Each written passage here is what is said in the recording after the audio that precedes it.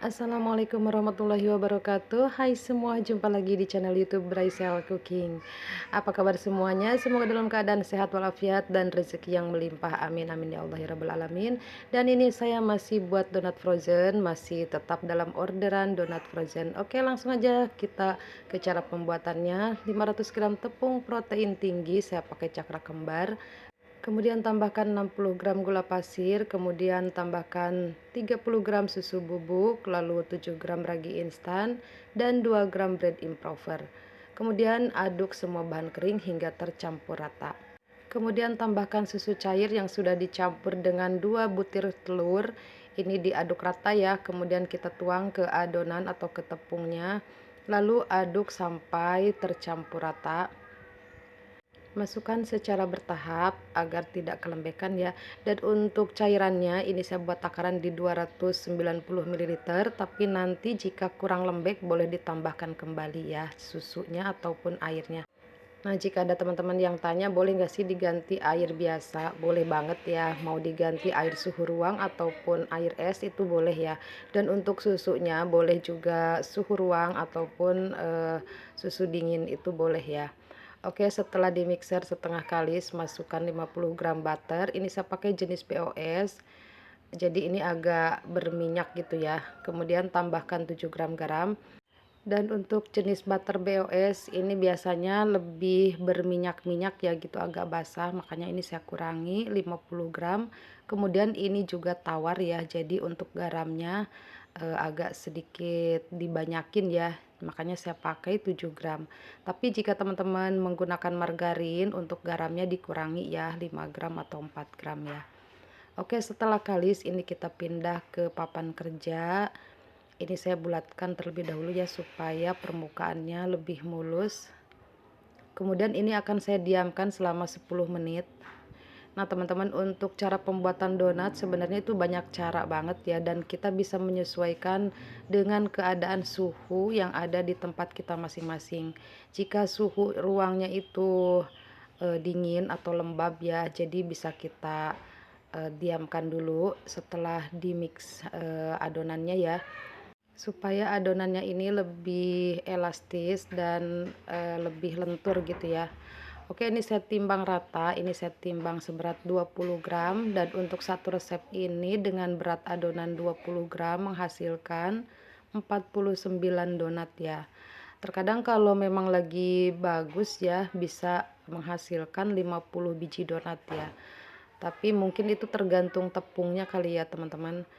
Karena tepungnya sendiri itu kadang kan ada yang daya serapnya tinggi untuk cairannya ya, kadang juga untuk daya serap airnya itu kurang. Nah, di sini juga menentukan jumlah hasil donatnya ya.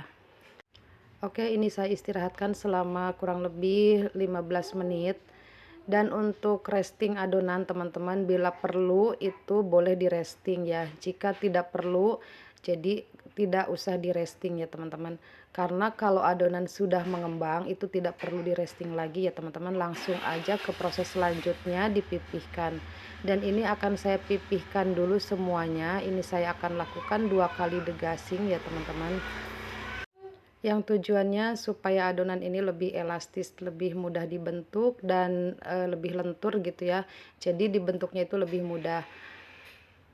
Dan supaya hasil akhirnya donatnya lebih padat, jadi mengurangi gelembung-gelembung udara yang timbul ya. Karena dengan 2 kali dipipihkan, otomatis ya gelembung-gelembung udara yang di dalam itu habis, tidak tersisa ya. Oke, ini kita rapihkan. Sebelum kita lubangi ya diratakan dulu. Kemudian ini lubangi. Seperti biasa saya menggunakan spuit ujungnya yang kecil ya, yang bulat polos ya, supaya ini tidak banyak adonan yang tersisa ya. Dan donatnya pun tidak berkurang banyak, jadi kurang lebih masih utuh lah 20 gram gitu ya teman-teman. Oke, ini dilebar-lebarkan saja ya untuk lubangnya. Untuk, pipihkan yang kedua kali ini kita pipihkan dengan pelan saja, tujuannya supaya tetap donatnya nanti berwhite ya ketika digoreng. Tapi karena ini donat frozen, saya akan goreng setengah matang ya. Karena ini orderan ya atau pesanan dari pelanggan saya dan dia mintanya itu digoreng setengah matang, jadi tidak digoreng yang matang ya teman-teman. Nah, untuk donat frozen sendiri sebetulnya digoreng matang pun itu tidak apa-apa ya teman-teman. Jadi ketika kita perlu gitu atau kita mau makan, kita keluarkan aja dari freezer, biarkan di suhu ruang sampai suhu ruang. Nah, jika digoreng matang itu bisa langsung ditopping atau langsung dimakan ya. Nah, jika setengah matang ini kita nanti bisa digoreng kembali ya. Oke, ini setelah proofing. Nah, adonannya itu jangan sampai mengembang 100% ya teman-teman. Kira-kira 70% kita langsung aja panaskan minyak. Gunakan api sedang cenderung kecil ya supaya donatnya ini tidak mudah gosong dan supaya donatnya juga mengembang sempurna pada saat digoreng ya. Jadi donat ini akan mengembang sampai 100% ketika digoreng. Asalkan proofingnya itu tepat ya, tidak over proofing ya teman-teman. Jadi ya tadi itu ya teman-teman, gimana sih adonan supaya tidak over proofing. Jadi kita tidak bisa menentukan waktu ya teman-teman karena itu dipengaruhi dengan suhu ruang atau suhu udara di tempat masing-masing ya teman-teman. Jika suhu ruangnya itu panas, itu mempercepat proofing adonan ya. Nah, jadi tandanya atau cirinya proofing yang tepat itu ketika adonan ditekan itu bisa kembali ke semula dengan perlahan ya teman-teman. Tapi jika overproofing ketika kita tekan itu sulit untuk kembali dan itu rentan ambles ya. Nah, oke nih hasilnya ya teman-teman. Ini saya goreng setengah mateng. Kemudian ini saya akan masukkan dulu ke freezer. Saya akan bekukan dulu sebelum dikemas di plastik. Tujuannya ketika kita mengemas di plastik itu jadi donatnya ini tidak lembek gitu ya teman-teman.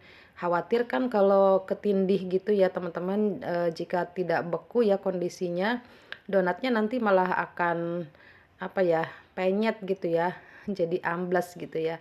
Nah, jika sudah dibekukan terlebih dahulu ketika dikemas menggunakan plastik seperti ini, jadi donatnya itu sudah kokoh ya teman-teman. Jadi tidak khawatir lagi donatnya akan ambles gitu ya, akan penyet tertindih gitu ya. Nah, oke ini untuk perekatnya saya pakai solasi, teman-teman bisa juga menggunakan apa namanya, mesin press ya gitu ya teman-teman. Jadi itu lebih rapi lagi. Nah, untuk mempercantik tampilannya teman-teman bisa juga tambahkan stiker jualan teman-teman ya. Nah, oke hasilnya seperti ini ya. Dan bisa juga teman-teman langsung masukkan gula halusnya ya ke dalam kemasannya. Barangkali yang beli itu mau donat gula ya teman-teman. Nah, semoga video ini bermanfaat untuk teman-teman ya untuk cari ide berjualan, untuk jualan frozen food. Jadi bisa juga ya untuk jenis donat ini. Jadi caranya seperti ini ya teman-teman. Dan semoga video ini bermanfaat ya untuk teman-teman semuanya. Sampai jumpa di video selanjutnya. Wassalamualaikum warahmatullahi wabarakatuh.